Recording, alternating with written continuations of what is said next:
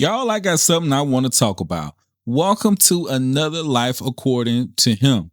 Now, I want to do something different today, and hopefully, y'all will give me permission. But I want to get into a series that I'm going to call On My Mind. And this is just going to be random shit that's on my mind. It's audio only. A lot of motherfuckers out here in the world, y'all need to get used to just talking again. Ain't going to be no overstimulation, no video, no nothing. We just gonna vibe and we gonna talk. Get your ass down in the comment section and respond back. But y'all, I was just thinking about something, and it was about music and the way the experience of music has changed so much. Now, I'm a millennial. I'm in my late 30s. I got one last year of this motherfucker left, right? We getting old.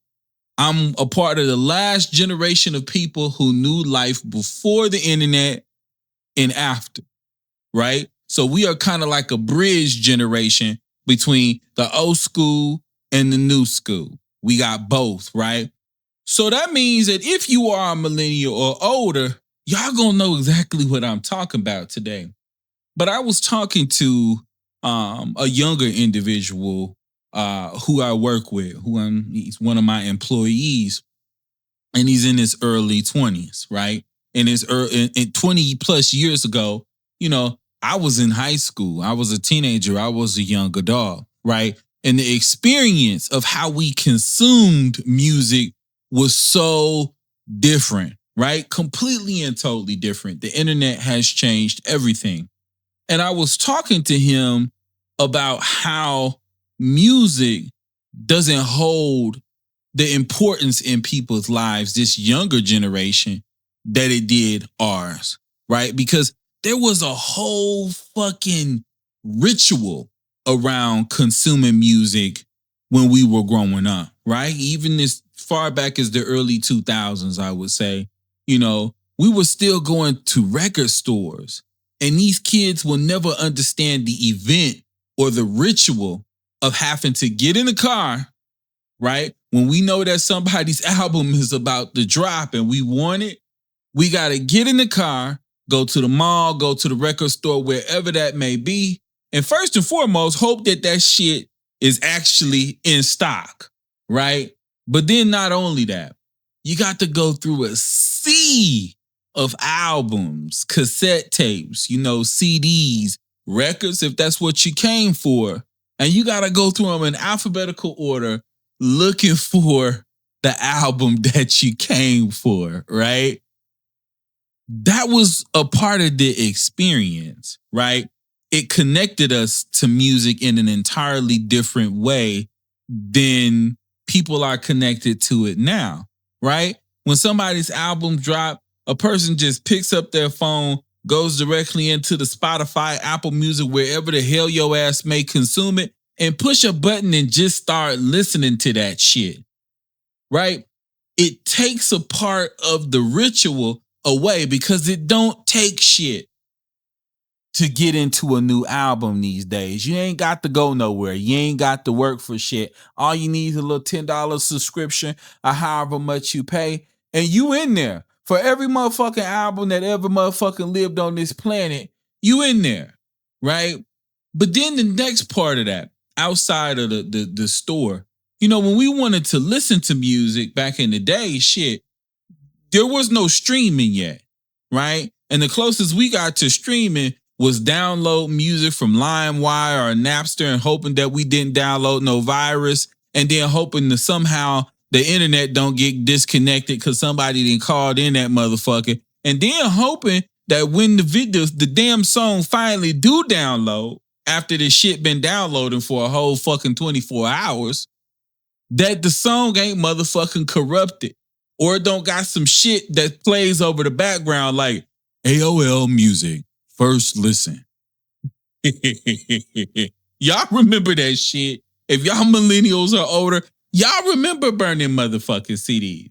But y'all also remember turning on MTV, BET, whatever station it was that you tuned into for your music, and waiting for the song that you wanted to hear to come on. You couldn't push no button and just decide that you wanted to listen to a song if you didn't own the album, right? So there was a ritual, even with listening to it before we got the album, right? There was a whole different vibe around music. We grew up in houses where when my mama or your grandma was cleaning, the music was playing in the background. It was blasting. You might smell some pine saw, a little incense going. Music was integrated into our lives in an entirely different way than the way these kids are consuming this shit today. And I'm not going to say it's the reason why the quality of the music has dropped so much. I think the quality of the music going downhill is just completely and totally a whole different conversation.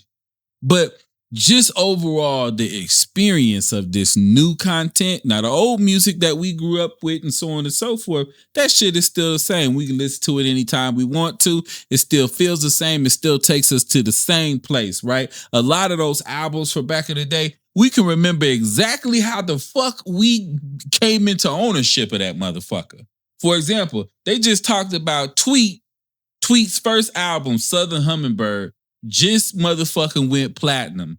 20 plus years after it released, it just went platinum, right? I remember when I was a teenager, riding my bike to the motherfucking Walmart to pick up that album. It was an event. It was a process. It was a ritual, right down to the way that you motherfucking got your shit real smooth on how you sliced open the CD to get it out for the first time. The smell of it, right? Putting it into your disc player. My God, it really made music hit different when it was actually something tangible and it was a process to getting in touch with it. Album art, going through, looking through the little booklet, hoping that their lyrics was in there, right? We don't even have to give a fuck about no lyrics these days because these motherfuckers don't be talking about shit. I was talking about that as well, where we had some raunchy ass music back in the day. Like, for example, Kaya, My Neck, My Back. You know, first you got to put your neck into it. Don't stop, just do it. Then you roll your tongue from the crack back to the front, right? But here's the thing, though. It actually meant something. When you got to the end of the song, you knew what the fuck they was talking about. Now this new music that they got, motherfuckers just saying nasty shit just to say nasty shit, saying shit because it rhymed. And then once we get to the end of the album, motherfuckers just instead a whole lot of shit that don't go together, right? It don't make no motherfucking sense. It just sounds good over a beat. Music is different. It's different. All these fucking 2-minute songs and shit. I feel old than a motherfucker. I feel old, y'all. These 2-minute ass songs. I was telling one of the kids the other day, I said these songs be over as fast as these motherfuckers get started. When I was growing up, we called this shit a motherfucking interlude. Right? My God. Getting old is crazy, but I hate it for these kids. I really do, because music just, it's not what it used to be. All right? If y'all connect to what I'm saying, or if this has been on your mind as well, jump down in the comment section and let's conversate about this, because I don't want to feel alone on the situation. I don't want to feel like the only old ass millennial that just feels like shit ain't right. Shit is all wrong, right? If y'all like coming here and vibing with me and you want to keep up with me and support the channel, smash that motherfucking like button. It don't cost you shit to fucking subscribe, and hit the notification bell so that every time I jump on here to vibe with you, you locked in. Until next time, this is him. I holla.